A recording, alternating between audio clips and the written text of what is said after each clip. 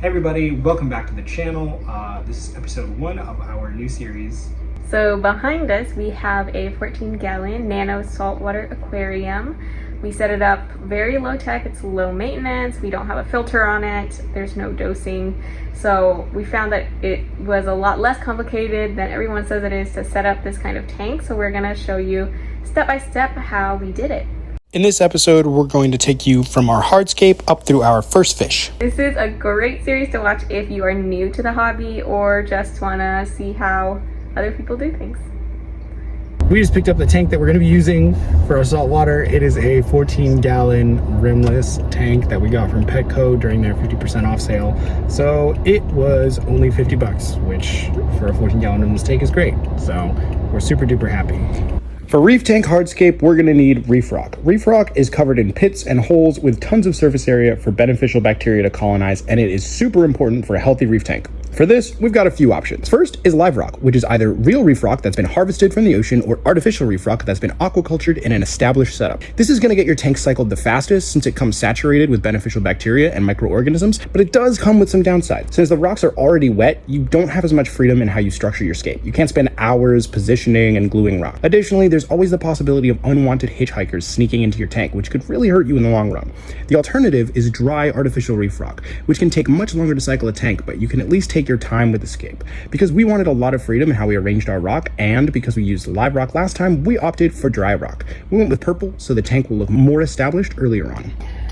So with that decision made, it was off to our local fish store to pick up some rock for our scape. To make sure we only bought what we needed, we wanted to assemble our scape in store. We cut out cardboard in the shape of our tank and brought it with us. That way we could assemble our aquascape and see exactly how it would look and fit in our tank. Once we had a scape we were happy with, we filmed ourselves deconstructing it very carefully so we knew how to put it back together once we got home. We knew that we wanted the tank to look really good from at least two sides, have plenty of room for our animals to hide and feel safe, and have a variety of locations that have varying lighting and flow for different corals. Ultimately, this resulted in an arch configuration which was at a diagonal. This meant from each side you could see one outside of the arch and the inside of the other half of the arch, which would be partially shaded. This would provide contrast, break up the flow, and give different lighting intensities.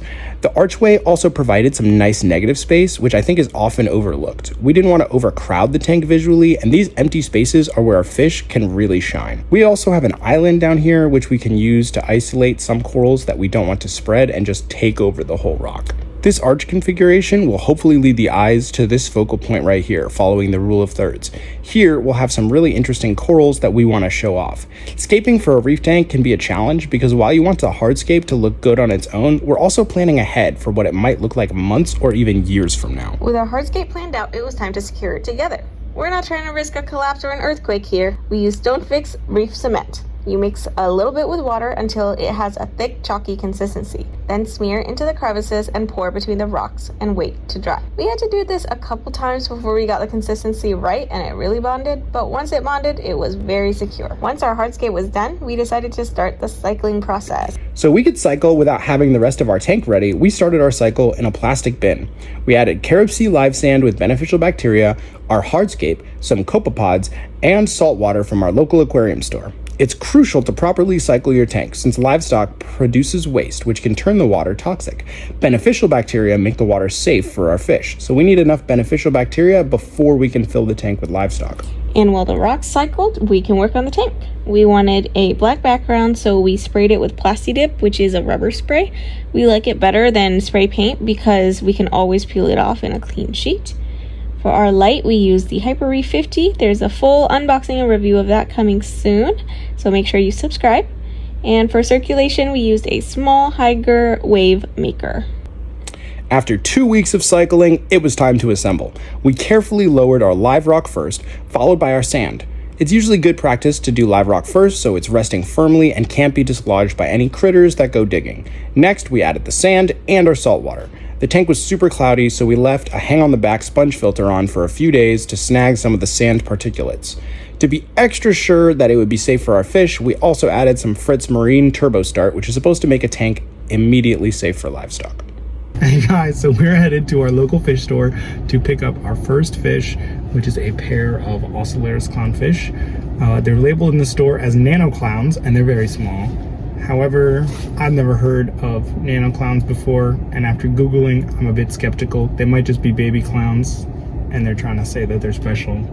Or they might be the runts of the litter and end up being smaller than full-on clowns, which would be cool. So we'll just have to wait and see. We picked up our clownfish and brought them home. We drip acclimated them for about 30 minutes before adding them so they could get used to our tank water. What are their names? Timo and Nemo. Yup. All right, let's put them in. If you know, you know. Ocellaris clownfish are kind of a mascot of the reef keeping hobby. Clownfish are famous for the symbiotic relationship they have with an anemone, where they will live and nest inside and hide behind its sting for protection. In return, they clean the anemone and bring it food. Many reef keepers enjoy observing this relationship in their tank, although since Ocellaris clownfish have been captive bred for a long time, they don't always exhibit this behavior in captivity. We're just gonna have to see what ours do. During that time, we also got some red flame macroalgae from a local hobbyist. We really like keeping macroalgae in our tanks because it looks really good and it competes with all the nuisance algae for the same nutrients. After a few weeks, we reached what's called the ugly phase. This is when algae starts growing all over your aquarium. It went from spottings of diatoms on the rock to strings of brown-green algae. This meant that we were cycling normally. We did a quick 20% water change, then went back to the store to pick up some cleanup crew. We snagged about 10 hermit crabs, they had a sale, which will feed on the excess algae and whatever food our clowns don't get. We made sure to grab them enough shells so we could reduce aggression, then drip acclimated them and into the tank they went. They're super fun to watch scoot around. We also got this snail because the people at the store mistook her for a hermit crab. We're not really sure what kind she is, but she burrows and stirs up the sand bed, which is also an important part of cleaning the tank. That's it for this episode. Next time, we'll be adding our first few corals. Thank you guys so much for watching this video.